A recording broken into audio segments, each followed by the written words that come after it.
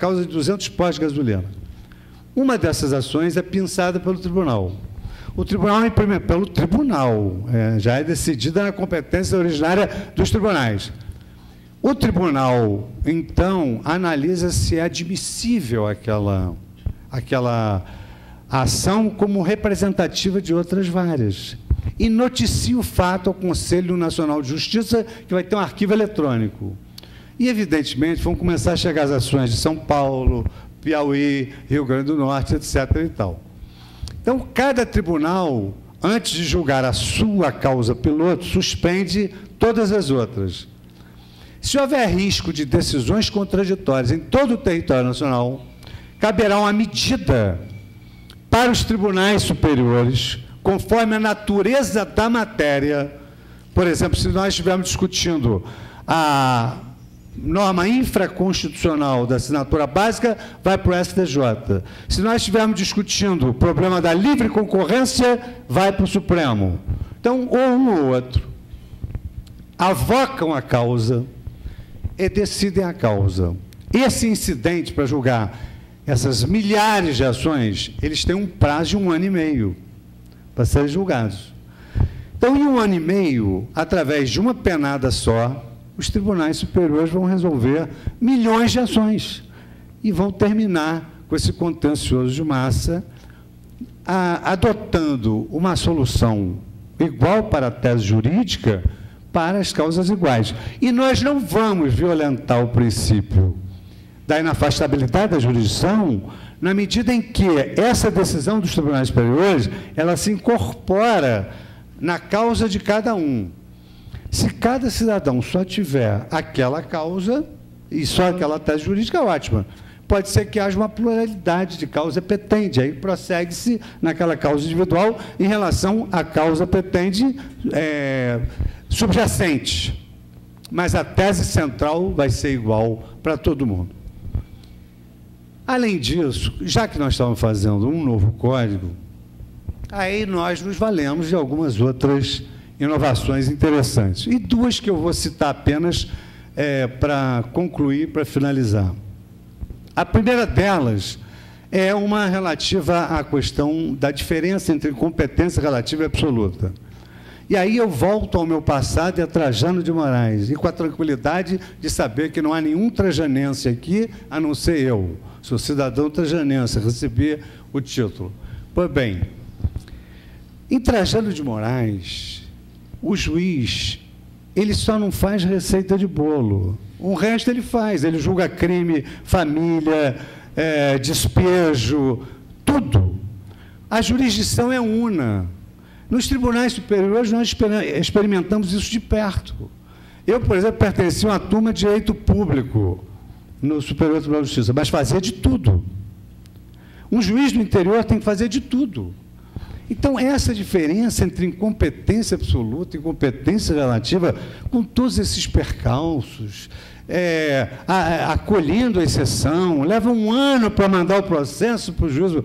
Então, nós absorvemos um instituto da Translatio Iudice, que é um instituto do direito italiano, que tem contencioso administrativo, mas, em nome da efetividade da justiça, ele aproveita tudo quanto foi resolvido lá no procedimento administrativo e aproveita no processo judicial para definir a causa, se ela eventualmente deveria ter começado na justiça e começou na esfera administrativa.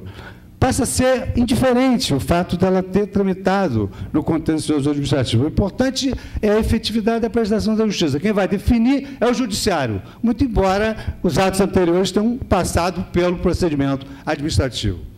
E um segundo instituto que nós adotamos para a magistratura em geral, inclusive a magistratura de primeiro grau, foi o instituto do amigo da corte, ou do amicus curiae.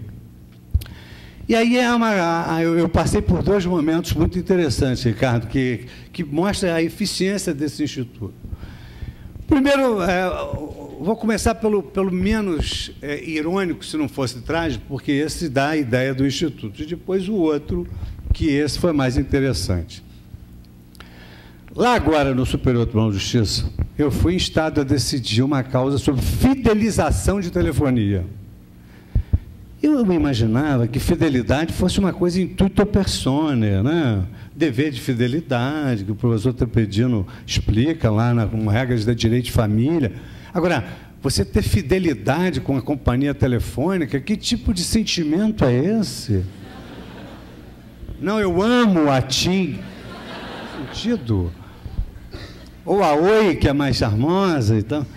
Bom, mas aí eu não entendi aquilo, aquela fidelização, que foi rompida a fidelização, e aí então eu mandei um ofício para a Anatel, para que ela me explicasse o que era fidelização, e o porquê da fidelização e as consequências do rompimento desse dever de fidelidade com a companhia telefônica. Aí me foi explicado, e eu analisei sob o ângulo jurídico se aquilo perpassava pelo princípio da razoabilidade antes de decidir a causa.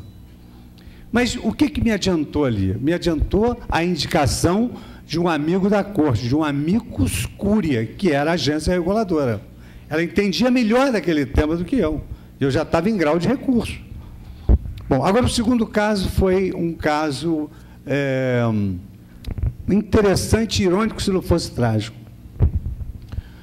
Um cidadão abastado, muito rico, sofreu um AVC. Né? Isso aí a gente sabe, pelo menos no Google, pega e vê. Acidente vascular cerebral.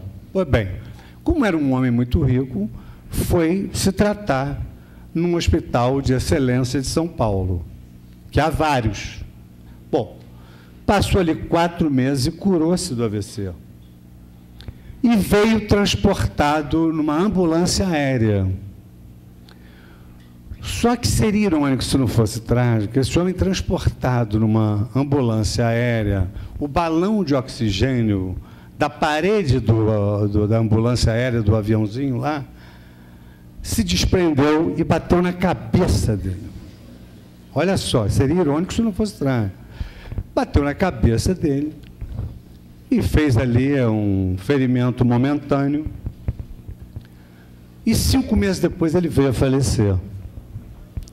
Então, a grande questão era saber o nexo de causalidade entre aquela queda da bala de oxigênio no cérebro dele e a morte para a imputação da responsabilidade civil.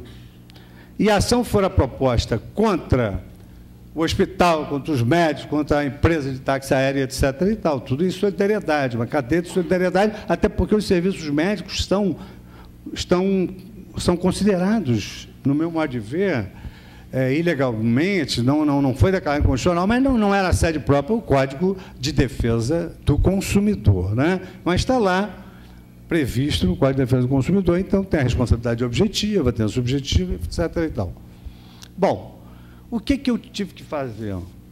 Eu tive que nomear uma junta médica com uma amicus curia para poder me esclarecer sobre se era possível uma pessoa que tiver um AVC 5 meses antes, que sofrera com a queda do balão de oxigênio, se ela podia efetivamente ter morrido por força da queda do balão de oxigênio, ou se o AVC poderia ser recorrente e causar morte. Fiz lá aquela audiência, foi até muito interessante, porque eu chamei os maiores neurologistas do Brasil.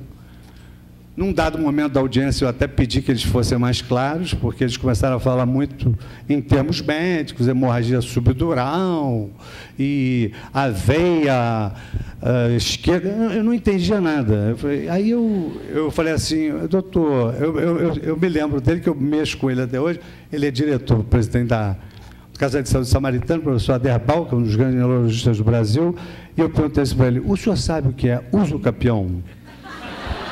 Aí ele disse assim para mim, não sei o que é usucapião, eu também não sei o que é hemorragia subdural. Vamos entrar num acordo aqui para poder colocar isso no termo da audiência. Bom, então vejam como é importante o juiz